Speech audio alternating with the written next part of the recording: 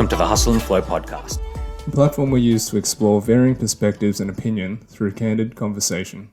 We chat about philosophy, business, and all things life. I'm Shaun the Hustle. And I'm Les the Flow. Let's go.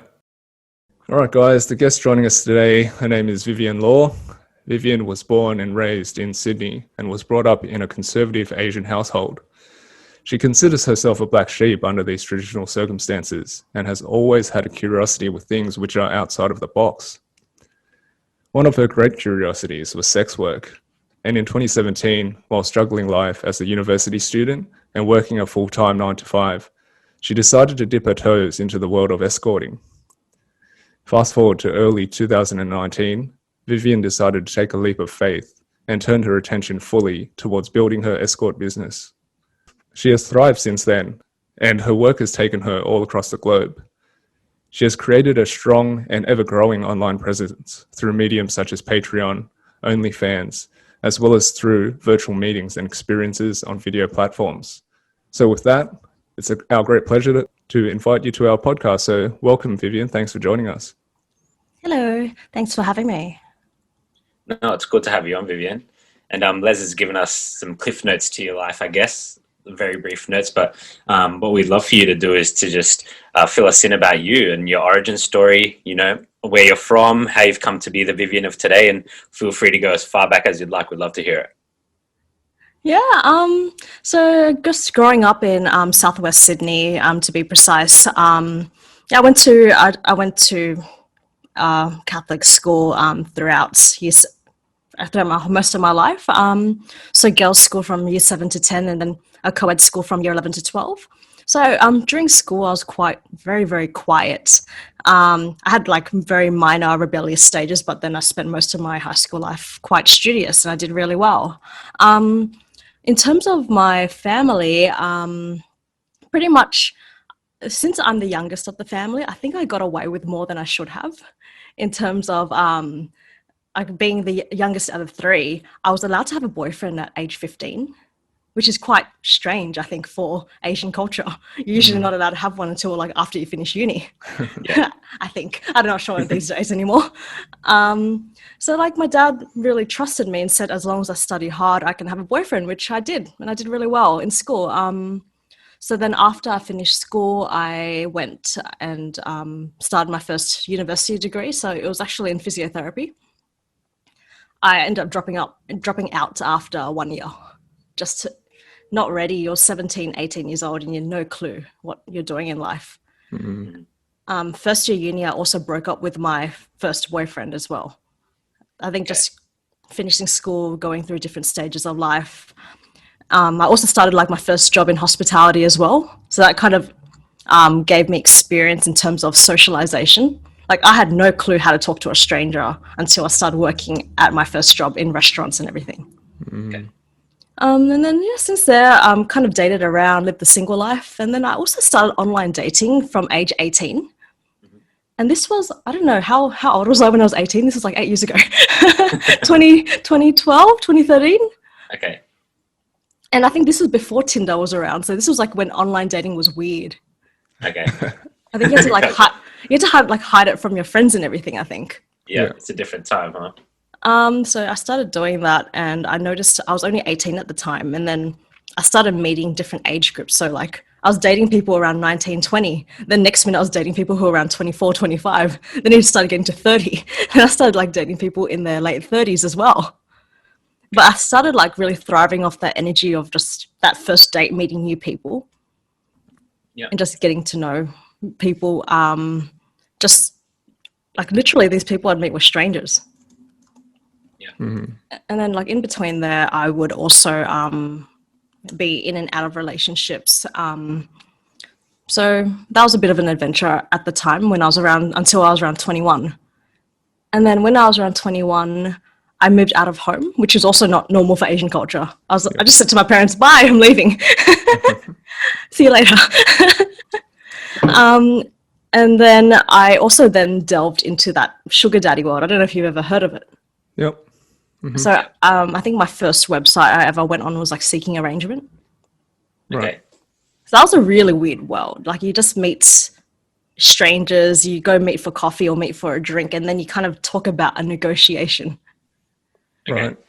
I didn't really last very long in that, maybe 7 months in total, and then it wasn't really for me. And then I got into another relationship for a year, and then we broke up at age 22. And then when he broke up with me, I was like, I'm bored.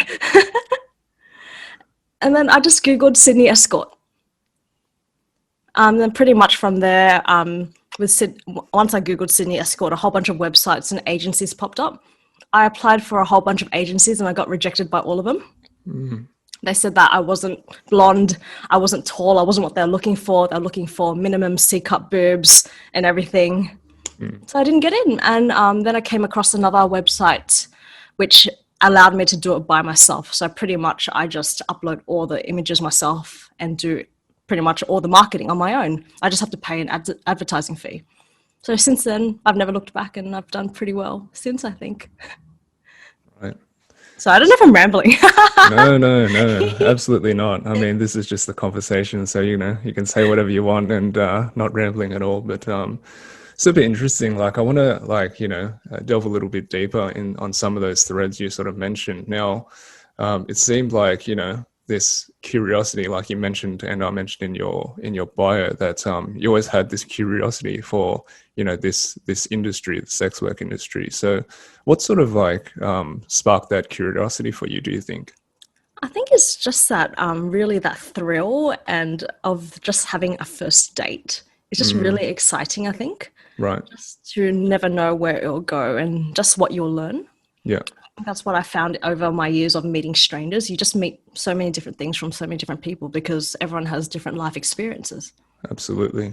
And I think that sort of, and it's nice, I guess, to see the progression of your journey in terms of starting and feeling that and thriving off the energy, like you said, of meeting new people through, simply online dating, and then dipping your toes into those different worlds. And I want to sort of ask you now, what was the progression for yourself in terms of in your mind that led you to Google the escorting world?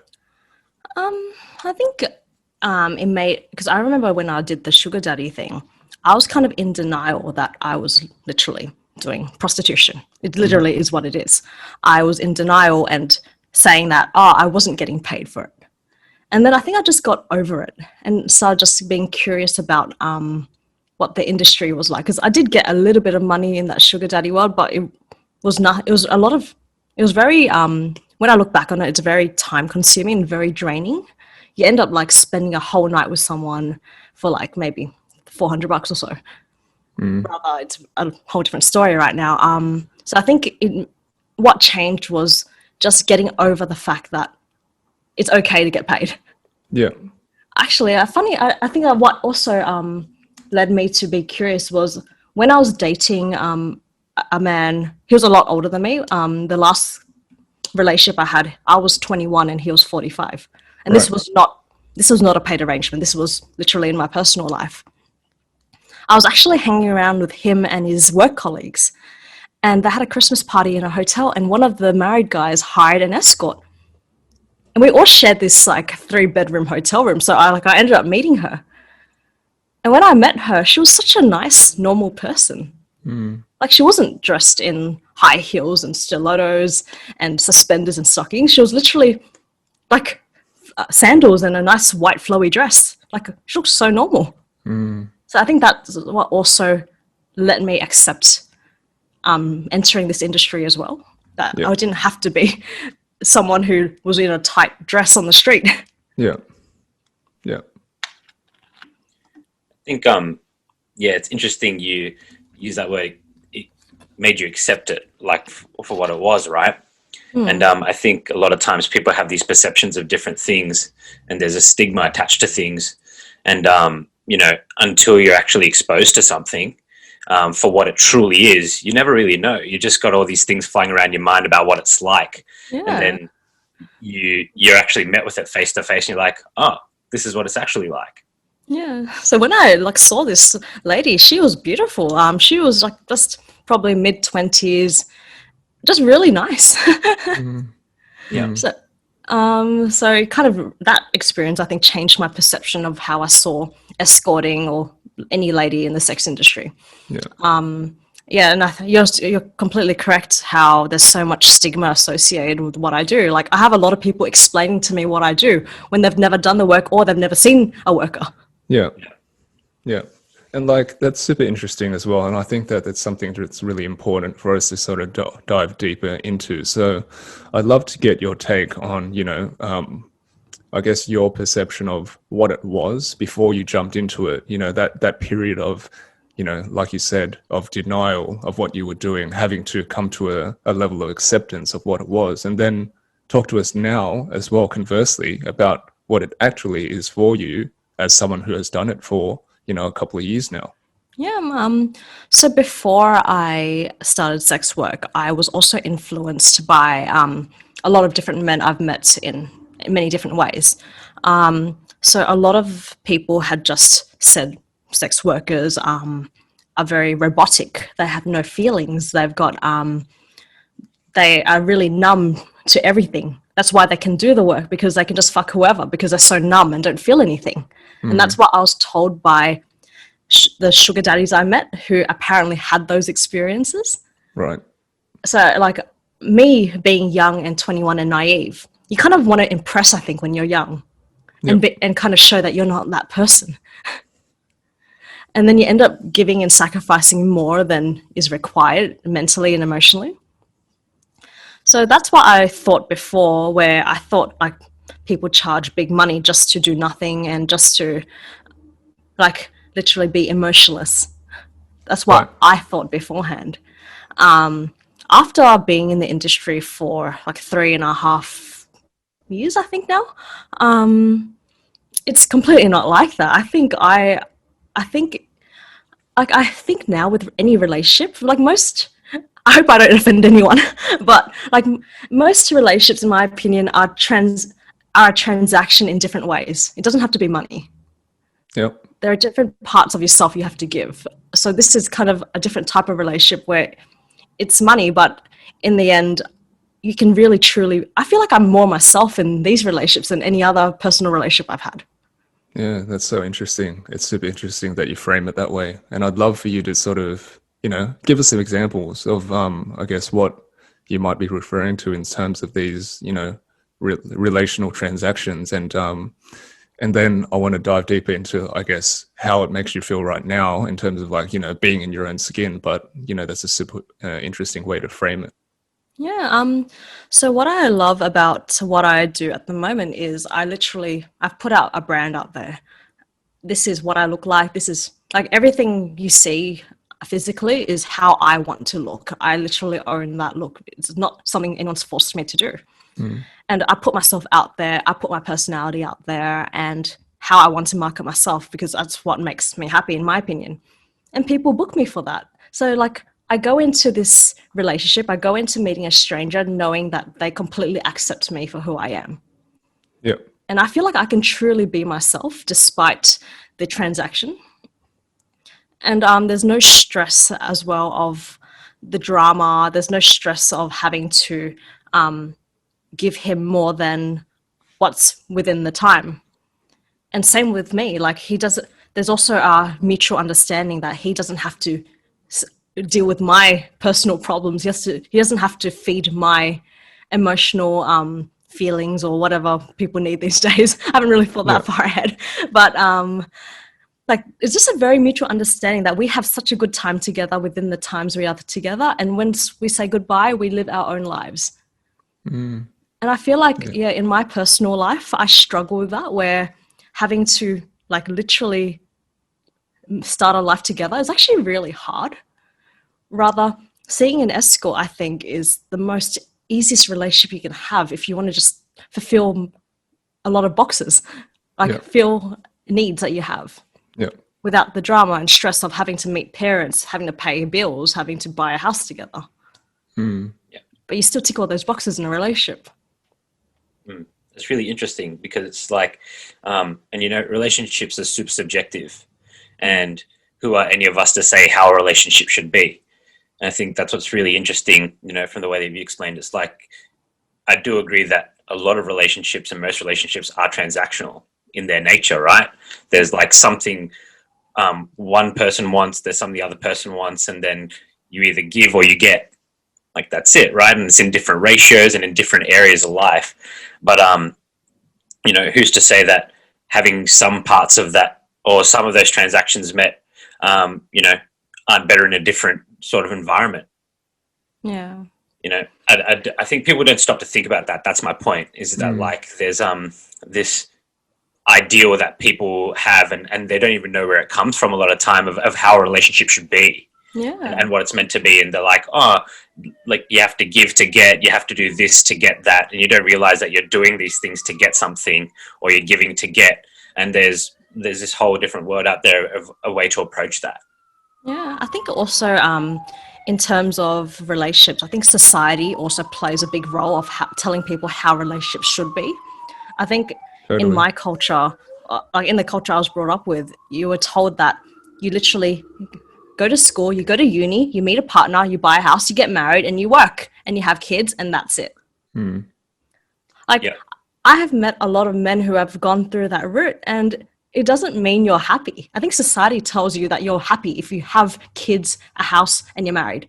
Yeah, totally.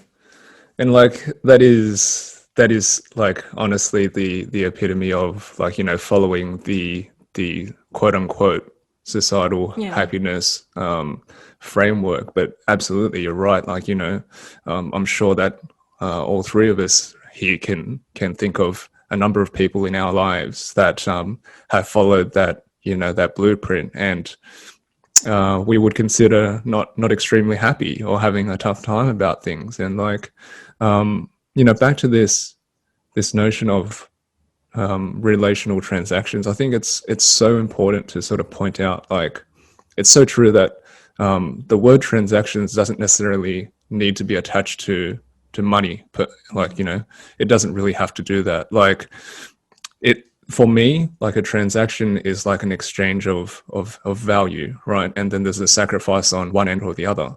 And like, for the most part, because we use the word transaction in association with money, that's what it's tied to, but it's not necessarily that the case, right? Like for myself, I'm in a long-term relationship, I'm married, and there's definitely like give and take for sure. And like to me, that's a transaction. There's like an emotional, transaction. There's like, physical transaction. There's things that you have to, personally give up in order to maintain a steady, loving relationship between two people, right? Two people who are choosing to be together. And that's the thing. Right, like the choice to be together doesn't mean that you get everything that you want, but like it's so cool that like and like you said, how you framed it in terms of just being who you want within that allotted time that you have. It's fascinating to me. Like, you just get to be who you want, who you are, who you want to be within that allotted time, within that relationship, and then you move on to the next one or the next interaction or experience. So yeah, it's just two different ways to look at it, really, isn't it? Yeah, I think so too. Like, I'm not saying that being in a monogamous relationship is a bad thing. I'm sure there are. I'm very sure there's many monogamous relationships who are very happy. But I think not everyone can have that. I think like sometimes it's the wrong timing. Sometimes it's the wrong world. Totally. Sometimes circumstances pop up. Like, I've had clients who dearly love their wives, but they have an autistic child, and you can't control that. Someone who's severely autistic, for example, and the mother, the wife, has to give all her energy to the son or the daughter. And he's kind of left there being like, I support the family financially, but where are my needs? And that's why I think some men also go out and see someone like me. Right. They don't want to destroy their marriages or anything. I'm sure they want to stay, but sometimes the wife can't give her part of the transaction either on her end, or he can't give it to her, or it's not black and white. It's so gray. Totally. And this gray nature of it is, what's really interesting to me, which is people are so hell-bent on like putting things in a box and categorizing things, right? They're like, this is the way it should be. And if it's this, then it means that. And if it's that, then it means this. And that's just, from what you're explaining to me in the example you just gave, it's not like that, right? It's just not like that. So would you be able to maybe, talk to us a little bit more about that and what your experience has been in sort of from the perceptions you had to what you have now about relationships and people and how that's progressed from that gray area? Yeah, there's so many. I wonder if I can go through. I don't think I can go through all of them, but there are so many different examples of, like, I think as humans as well, most of us, we all need human connection, and it doesn't just have to be from a marriage. Like, we need something, and even like another example I just thought of as well is a married person who still wears his wedding ring. He's actually a widow. Right. Like his partner, I've had a few men who their partners have died of cancer. And when you're in your 50s or so, or 40s even, or 60s, like some people don't even want to delve into that dating world to do that marriage all over again. Yeah. So I think like people assume that clients who see me, they're creepy old men who are so desperate for sex. That's what people say. That's the stigma against clients, and that's so not true. Some people do it out of curiosity. Some people do it for experience. Some people do it because they might not have sex in their marriage, or some do it because they need that new spark. Like I do this work. One reason why I do this work is I love that first date feeling. You don't really get that after being married for any longer than a year or two. Totally. So like, I think that gray area just showed me that, even looking at my own personal relationships, that you don't have to, it's not black and white. You don't need to live in the same household to be happy to be married either. Like it's told me that relationships don't have to be monogamous either. It just really, I feel like for me, relationships, if the man or woman or man and man, woman or woman or whatever gender, as long as they have a trust with each other, I think that's a strong relationship in my opinion, sorry. Yeah. Yeah. And that's true. I mean, like, and even the word trust in itself, it isn't something that is black and white, right? That can be something that is defined by the couple or, a group of people, Trust is, again, very subjective, and it's like collectively agreed upon. And it doesn't have to fit the mold of a traditional monogamous relationship. Because, I think people forget, that the concept of monogamy and marriage is to a relatively modern human conception. If we look back into, I guess, hunter-gatherer days and tribal times, there wasn't such thing as like a monogamous relationship, there just wasn't. And this was seen to be a natural thing to them, right? And so once we've sort of put it in a certain light and painted it a certain way, that we feel like we need to measure up to it, right? And that's just like, the stigma behind, sex workers and all this sort of thing, right? Like you said, there's this very shallow, I guess, perception of what it actually is. And like, I guess we're all very much influenced by what we're told in the media and like Hollywood and all these sorts of things. And, I can put my hand up and say that, there's a level of ignorance from my part as well in terms of what it is and what it's all about. Because outside of what we've been told collectively, I just don't know what it's about. So, I don't have any standing in a place of judgment, right? I just can't because I just don't know what it's all about. Yeah, people usually think in terms of what I do. Like, I've had so many assumptions where people are like, "Oh, you only work at nighttime," and I'm like, "Not really." People are like, "Oh," because I have some friends who are, I say, acquaintances, and they would say to me something like, "Oh, I know you're busy during the night. Maybe we could hang out in the morning for a coffee." And I'm like, "I'm busy in the mornings as well." Like, it's not just a drunk middle of the night, I need sex at night thing. Like, Yeah. Yeah. I think people also have the misunderstanding that people don't believe it's a business, even though it's actually, most people won't know, surprisingly. I've had this asked quite a few times because I'm really out about what I do. I tell my friends, I tell my family knows, I've told my colleagues in my old job, they all know, they all follow me on Instagram and everything. People think it's illegal in Australia. Okay. Right. And it's actually not illegal. Like I run like any other business. Like I have an ABN, I've got an ACN, I pay my tax. Like people don't think I do that. Yeah, that's interesting. Yeah. Because, you know, earlier in the conversation mentioned all the different avenues you have of your business as well, right? So like you've got your escorting business where you physically see clients, you've got Patreon, you've got your OnlyFans. Don't know what else you've got going on, right? But they're like all these different channels essentially, right? Like a business, and they take work. And I I have think Twitter and Instagram. yeah, there you go. And like it's all marketing all the time, right? Like you said, you've built this brand for yourself and this image that you have, and you're putting that out. And that's what people essentially are purchasing, right? When they book your services or if they go onto one of your sites. So could you talk a bit more about that in terms of the actual work that it takes to do what you do? Because I think there's also this perception out there that people are just like, oh, you just get to work when you want because you must be making such good money because you do something that other people don't want to do. So people pay you more and you can do whenever you want. And yeah, you just work at night. So all your days are free. And I just don't envision that it's like that. And especially after what you just said. So Not could at you all. talk to us a bit more about that and what it's actually like?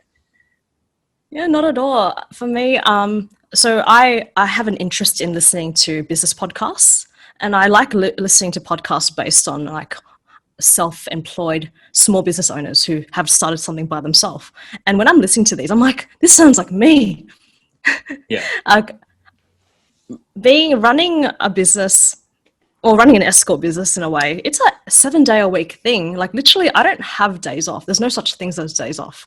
If I'm not seeing a client, I am checking Instagram, I'm checking Twitter, I have text messages, I have emails, I also take messages on WhatsApp and Signal.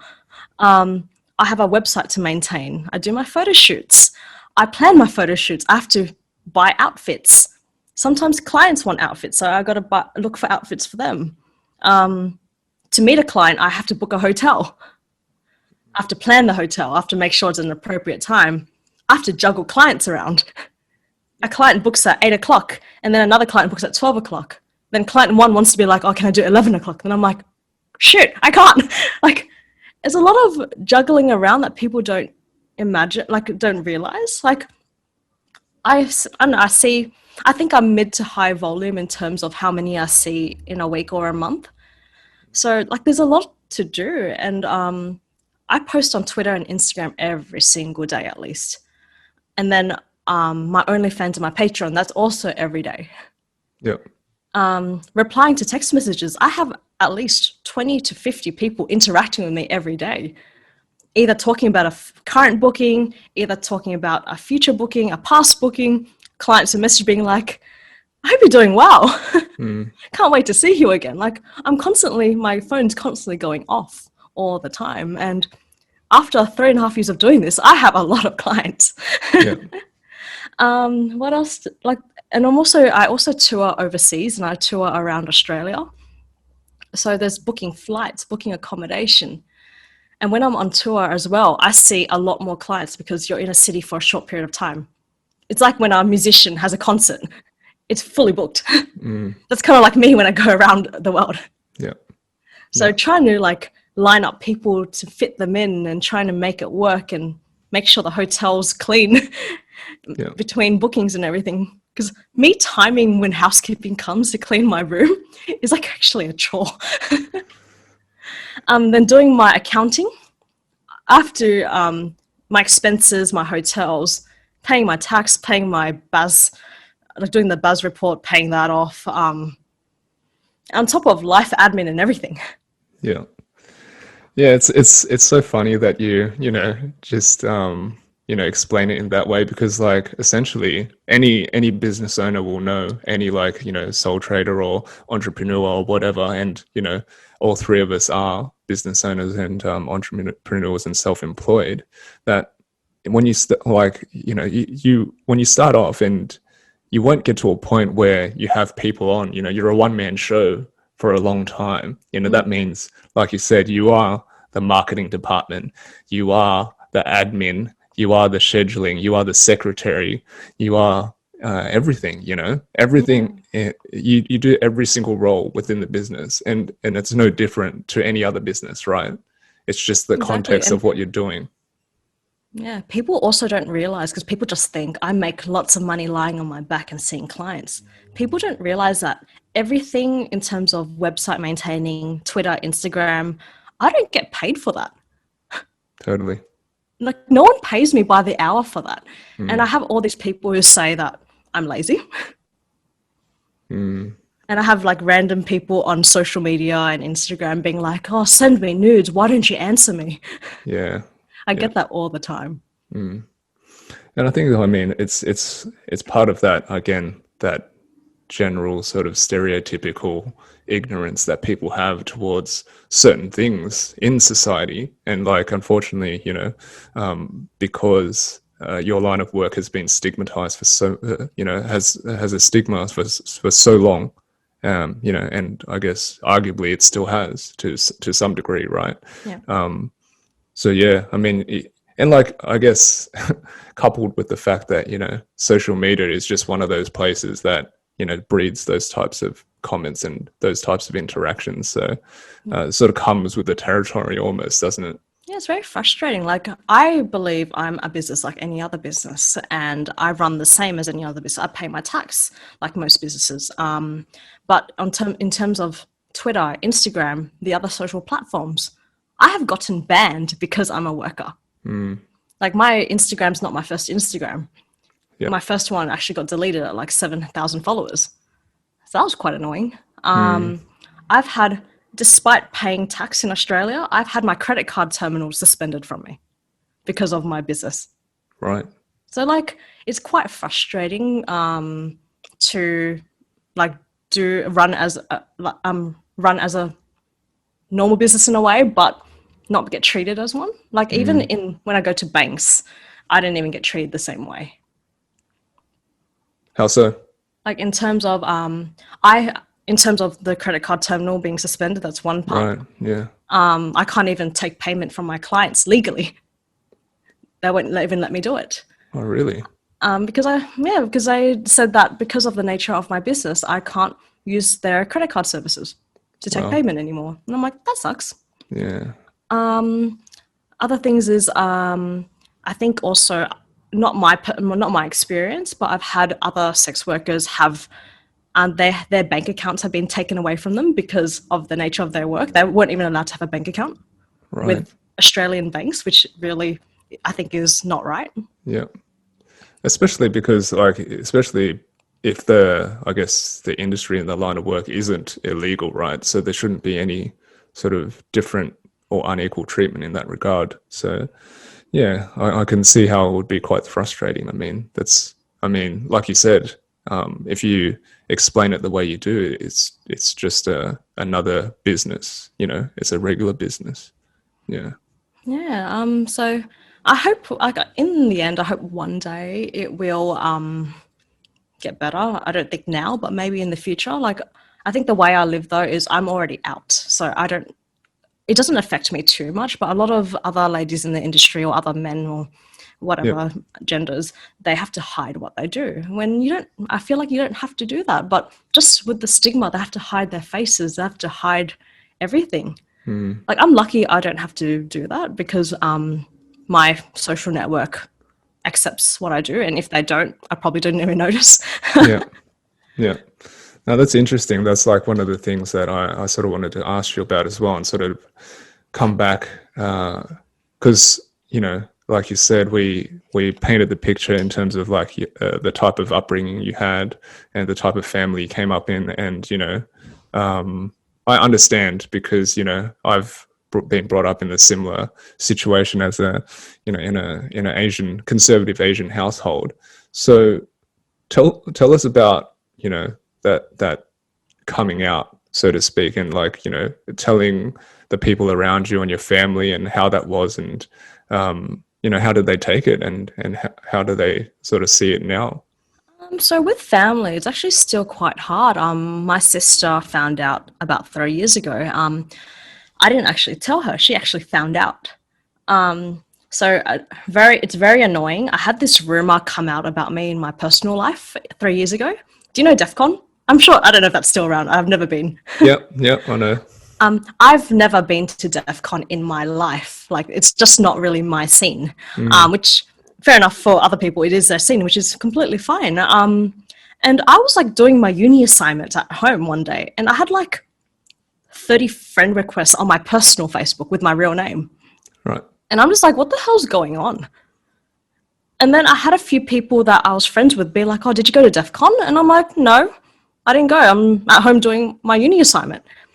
And one guy was telling me how there was a rumor about me that there's a video at me at DEF CON masturbating naked on the grass.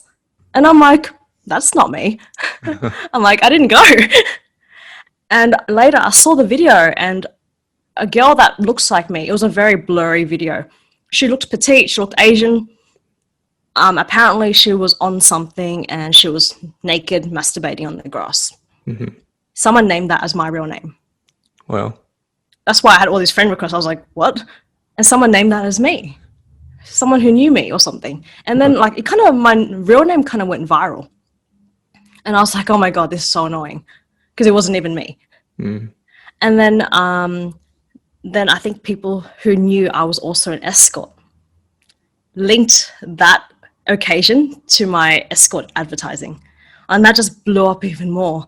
Then people started saying, that's why she escorts, because she needs MDMA, because that's what she was on at DEF CON. And it just got worse from there. And that's how my sister found out. Right. So that was very frustrating. She found out I escorted via a false rumor about me. My sister knew the rumor was false about me because she knows I don't do drugs, and she knows I don't I didn't go to DEF CON. But obviously the escort advertising, I show my face, so she knew that was me. So it's a really shit way for her to find out.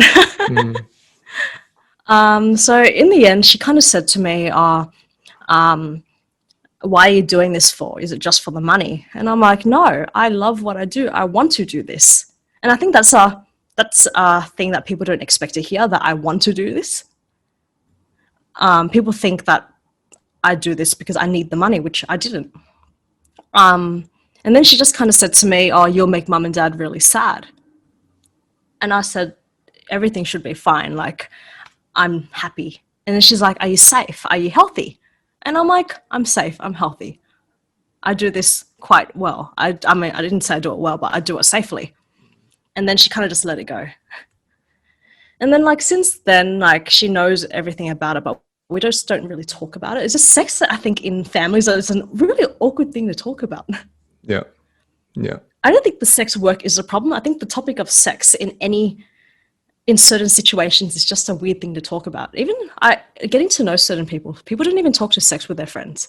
Yeah. I talk to sex with everyone. I talk about it with everyone. I'm open about it. But I think the topic of sex is what makes people uncomfortable. And then I think people just blame it on the sex workers. It's just easier. Yeah. I mean, because there's that, I guess, that intrinsic link between the work you do and the topic, right? That taboo topic. And yeah, I mean. So that's how it is with my family. I don't really talk about it. Yeah. Okay. And I guess, how about your parents? Like, how did they sort of take it initially? They kind of, I think my parents work on denial, because like my parents know I've had sex. I had a boyfriend at age 15.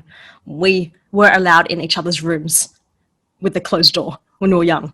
Yeah. So they never talked to me about it, but they know. They kind of just like, they know, but they didn't talk about it as well. I think it's just better that I see them every week. I have a very good relationship with them. They just check up, they ask me questions like, are you doing okay? Is money okay? And I think that's their way of saying, are you okay? Are you all right? I hope you're well. Yeah. Yeah. Because I think with Asian parents, they don't know how to communicate, especially when my first language is English and their fourth language is probably English. Yeah. Totally. So I completely get that.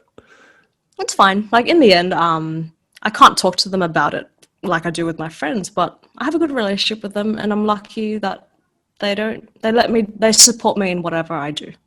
Yeah. And I think the key there is like, you said it there when you were describing how, you had that initial conversation with your sister, is that you're happy. You're genuinely happy doing what you're doing, whatever it is, right?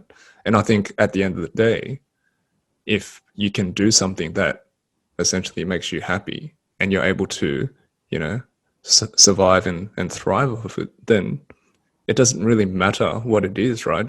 Like regardless of what anyone else, thinks about it. And I think that's like, I guess it's this day and age, it's a very courageous thing that you're doing, being able to do what you do and talk so openly and honestly about it. So, very commendable, and Yeah. I respect that.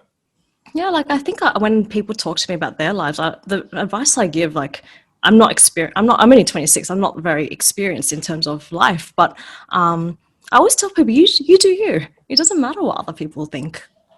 Like I know it's a hard thing to learn. Like even sometimes I get comments on social media where I'm like, oh God, that kind of hit a spot. But like in the end, you just have to move on and just be strong and do you. Because in the end, making decisions based on other people's like thoughts and how they approve of you is not the right way to live. If people will only be your friend if you do something they approve of, like what kind of life are you living in a way? Yeah, I agree. Something that I always say to Les, and it's like you should be able to do whatever you want to do, just as long as you're not hurting other people. Exactly. Like for everyone, whoever you are, right? That's it. That's what it boils down to. And I want to bring you back to something you mentioned just earlier, which was you said, like the topic of sex is weird for people, and like leading on to just people doing what they want to do. When I would imagine that you have clients that come to see you and, they're weird about it because they don't know what to expect. And then after they've spent time with you, that perception would change. Are you able to talk to us about that? Yeah, like I definitely feel like most clients I meet, they feel I can't say for everyone, but I feel like in my experience, I make clients very comfortable very easily. They can just like be themselves. Like I can be really weird. I can be really like I'm really weird. I ask weird questions to my clients. Like I always like ask them like what porn do they watch? It's a very personal question, I think. And I'll be like, what porn do they watch? Just so I get a vibe of what they like. Because in the end, I want them to be comfortable and not to feel like they have to step around me. Like I don't want them to pay me to step around my boundaries. Like I just want them to be comfortable. And that's how I work in a way. So I think as well in certain relationships, they can't always talk to their partner of what they want, like in terms of in the bedroom. I think some people's needs are so different. I have a lot of people who actually tell me that their wives hate having, like they don't like being going down. They don't like women. Their wives don't like to receive oral sex. Right. But a lot of men I meet love doing it. So I think and I think sometimes in relationships it's very hard to ask a partner to be like, oh, I want to do this, and just to feel the rejection. Yeah. I definitely feel that in my personal relationships. I don't like rejection either. It hurts and you don't want to ask anymore. Yeah. No, it's very interesting. And like, again, it's one of those things like when you are in a relationship, it's sort of like you begin to understand each other's, unspoken boundaries almost, and that's, I guess this line of work, it allows people to fully express themselves however they wish to do that. Because again, certain things that people like to do or even have fetishes over and things like, they again are things that are stigma, in collective society. And it comes with this sense of shame and or whatever it is, right? Rejection, as you said. So it's almost like you're giving them a safe space to be able to express that, right? Yeah, exactly. Like, I don't like to say, I feel like sometimes I can be a bit of a counselor. Like, you're completely right. I feel like the space I provide is safe, where if they say something, I won't be like, oh, get out. We need to break up. Yeah. Like, Yeah. the only time that I'll ever be like that with a client is if they disrespect me. So, like, telling me their fantasies and their fetishes isn't disrespect. Like, I think disrespect is just like not. I think it works in any business. If someone's going to be rude to you, you don't want to serve them. Totally. I mean, it's just like and even outside of business, it's about, common human courtesy, right? Between two individuals, regardless of whether there is any sort of transaction involved or not, Yeah. Like, people think I fuck anyone. Sorry, language. I think that's the first one I used. All good. People assume that I would literally do anyone, and I'm like, no, I'm actually very picky with who I meet. It's funny as well in terms of even emailing me, like if you were to approach your doctor or approach your hairdresser or anyone, you'd be polite in asking for an appointment. Some people can, because I'm a sex worker or an escort, people just assume that "hi babe" is appropriate. Yeah. Like, I don't mind using that word if I've gotten to know someone over time. Like, my friends call me that sometimes. But, like, people kind of just think, "Hi, babe, wanna fuck?" Like, it's appropriate, and it's not. So I think I would like in future for that to change a bit, where I am still an individual that you should respect. And I think people assume that if they're paying for sex, they don't have to respect me. Yeah, that's a real interesting thing to talk about. I think is that, like, when people think that they pay for things, that level of respect or decorum goes out the window, right? It's the same as like people who are rude to people when you're out at a restaurant. They're like, "Oh, I'm paying for this," and I'm like, "Yeah, but you do realize they're a person, right?" Yeah. And just because you hand over money doesn't mean you get to do whatever the fuck you want, say whatever the fuck you want to someone, and totally disregard them as a person. Exactly. I find that concept really weird, but now you bring it up, I can imagine that it does happen. And so how do you deal with those situations when they happen to you? I don't really let it happen, because like the first stage is like emailing me or texting me, and if they're kind of rude from that, they don't really go to stage 2 or 3 or even meeting. Yeah. Like, I find that I am quite lucky that I get to pick and choose my clients. Like, I believe not everyone can, but I get to choose. Like, if someone's rude to me, I'll be like, "Good luck with your search." Yeah. Like, there are other workers out there. But what's it called? It's true. Like, I think for me, the biggest turnoff is when, like, I've been with a client and he was so rude to the waiters, and I just wanted to get out of it. Like, he was so rude, like really horrible to them about serving the wine in the wrong glass. Like, you could have just asked him nicely to bring a different glass. Yeah. Totally. And I remember in that particular booking, I left halfway through the night. I couldn't do it. Right. I could just feel too much boundary pushing, too much, I'm entitled. Yeah. And in those cases, I will literally give back half the money and leave. I think that's a lot of businesses would do that. If they don't want to, our friend Justin, if he wouldn't take the money if he didn't do the business. Like, it's the same thing, I think. It's like any other business. You give a refund if you're not going to provide the full service, and you move on. Totally. I mean, just like Shaun said, I mean, it's sort of this, it's like transcending this conception of transactional business bounds, and just understanding that we are still interacting with people at the end of the day, and it is a reflection of who you are in terms of how you hold yourself in the public forum.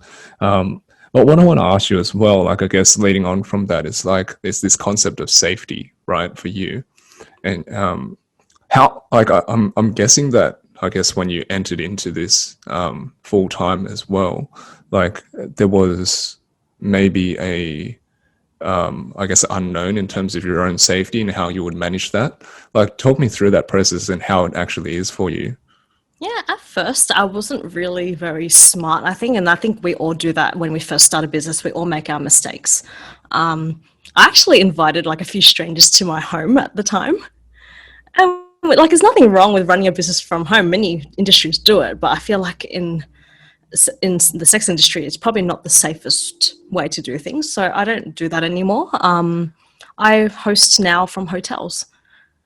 So in the end, people are like, why would you spend the money? It takes half your income sometimes, or half the rate. And I'm like, because I don't have to deal with anything. Like, if anything went wrong, security and cameras are everywhere. Mm-hmm. So I think that's one way. In terms of me going to the client, I usually don't go to houses either. Like, I might do a service apartment at most, but I wouldn't usually go to someone's house unless I've met them before. And I also have supportive friends who I can count on any time. I tell them where I am, what location I am, and what time I should be done.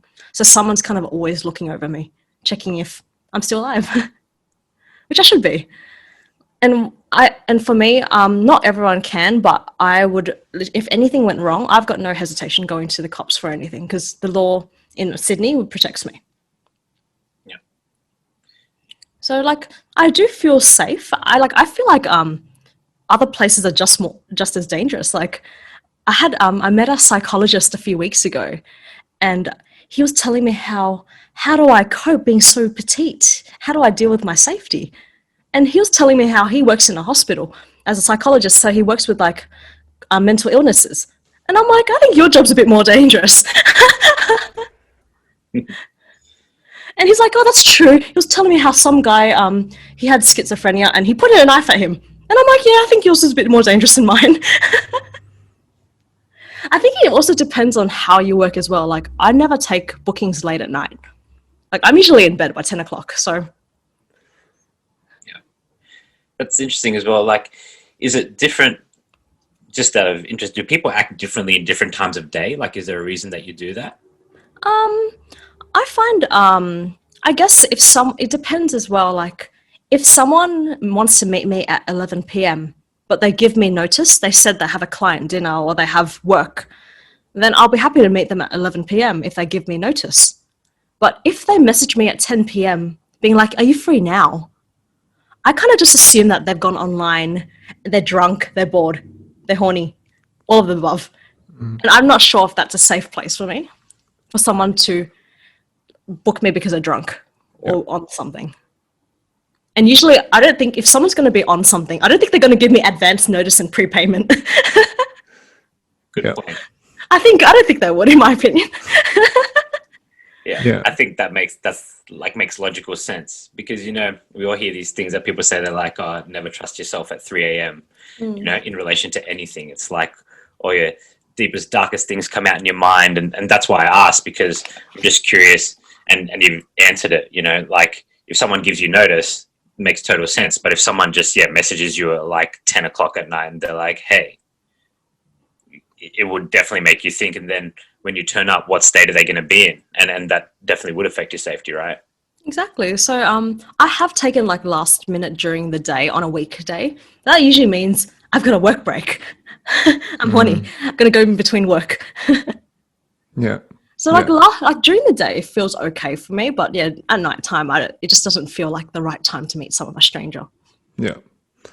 And I guess like it's just like, it's actually just like a pragmatic approach to your business, really, in terms of like how you do your screening process and like, you know, the decisions you make in terms of just which clients you get to, like you said, pick and choose. It's, again, based on the nature of your work, how you can pragmatically be as risk averse and safe as possible. And like, again, these are just simple decisions that any business would have to make, depending on, you know, the nature of the you know, the work or the project or whatever that they're working on. So yeah. Like, sometimes I'm sure, like, that's why I feel like the way I work is quite safe. Like, most of the time I do get prepayment. Like, some people, I'm sure some businesses don't have any prepayment at all. Don't even have a name. Like, so I don't really stress too much about that. And I also feel like I was online dating for so many years. I feel like online dating and Tinder is actually more dangerous. I've had worse experiences there than I have in escorting. Yeah. Like I've had really bad experiences online dating actually. So in the end, it's not. I don't think it's not safe. Like it depends the way you work, and I feel like I've also built years of experience, and my intuition's quite on top. Like I've never had it. I've never had it let me down. Yeah. Yeah. Yeah. So online dating is just so much worse, in my opinion. Yeah. And like, just to, wrap up this really intriguing conversation, I'd love to just give you the floor and just sort of, if there's anything you want to share with like the audience in terms of, I guess from a first person perspective, like breaking the stigma of what, your industry is about and like just educating people, what would you like to say to people about that? Yeah, like I think in terms of seeing a worker or even being a worker, like don't feel ashamed of wanting to do something. If you feel like you want to do something, just do it. As long as you're not murdering anyone. Like if you feel like if you need something, just do it. Like why stop yourself in a way? Like you only have kind of one life to live. What's the point of being unhappy when you could just go for it? In a way. Yeah, absolutely. Absolutely. Yeah. You're more welcome to ask me questions as well. Like, I'm not sure if I covered enough. No, of course. That's all good. I mean, I guess sorry, that's just leading on from what you said, there's all these things and like these quote unquote rules that people have in society as well, right? And I think some people would hear what you just said and they'd be like, oh, well, what if that means there's a married man and he's going to cheat on his wife, right? To that, I guess when I think about that after the conversation we've had today, is that's just a statement that people are making out of judgment, right? And exactly. You're not thinking about all these other factors that could play. There may be some people whose partners know that they visit sex workers and that they have a relationship with someone else. There's all these different scenarios and circumstances of life, and I think it's just really ignorant of people to not be mindful of those, Yeah. And also the only reason I bring that up is I think it's also really easy for people to disregard what you said, right? Based on their preconceptions of things or just these stone set beliefs they have about things and their failure to want to look at another perspective. So that's why I bring that up. And yeah, like you said, life is short. If there's something you want to do, should do it. And there's all these things that come up like rejection and people being in circumstances that they can't do anything about. And that's just something I think we should all consider. And I didn't want what you said to get lost on people. Yeah, exactly. That's completely true. Like in the end, we all have needs. Like, and I believe that people in relationships, with the married ones, like I'm sure they have a very fulfilling relationship, but it's so much to ask for one person to give you everything. Totally. And like one person can't give you everything, and that's okay. That's completely okay. Like I have a lot of married clients who actually have told their wives know that they're seeing me, and they're fine with it. Because they know that their husbands will always come back. Because people don't see me to marry me. I'm not marrying any of my clients. Like most will go back. Yeah, and like it's a nice way to sort of frame it again, like, before people can, and this is why this conversation is so important, because, before you can, cast judgment onto anything, we must have an open mind to what it's really about. And before you can't really, say anything until you put yourself in the shoes, right? And really understand what it's truly about, what it's truly about. And like, even as people, we're just holding the space for this conversation, right? And it's opened up my perspective on what it's all about. Not having, sought the services of, this sex work industry before. And like, it's just about, for me, just an open mind and understanding that, again, it's just another line of work, right? It's another line of work, just like anything else. And, it's a very archaic way to think if it's like, if we're talking about, prostitution and things like this back in the medieval days, when I guess the original stigmas started to come from. So yeah, like, again, really, I respect you for, again, being so open and honest about your work and, you know, educating us about this. So thank you for that, and thank you for coming on and speaking about it. Yeah, I feel like I forgot about the single people as well, but like, yeah, the single people as well. Yeah, like in the absolutely. end, for them, it's also convenience as well. Like, you don't have to be in a relationship to also be happy. People are also happy living the rest of their life single. I think I would Totally. be. Totally. I mean, like you said, you're super happy now doing what you're doing, you know? Yeah. Yeah. So yeah, I'd love to give you the floor and just you know, where can people find you if they want to you know, connect or say good day to you? Yeah. So you can easily find my website, viviennelaw.com. You can easily find me. If you Google me, you'll find literally all my links. If you just type in Vivienne Law, I have my own Google page somehow. So Instagram, Twitter, OnlyFans, Patreon. If you're really nervous to meet me in person or can't meet me in person because of location, Skype meets or whatever video meets are super, super helpful in terms of breaking the ice. It's like you literally, like, there's one guy from Melbourne. I've Skyped with him every single Friday since April. Oh, wow. I feel like I know him so well, and I haven't even met him before.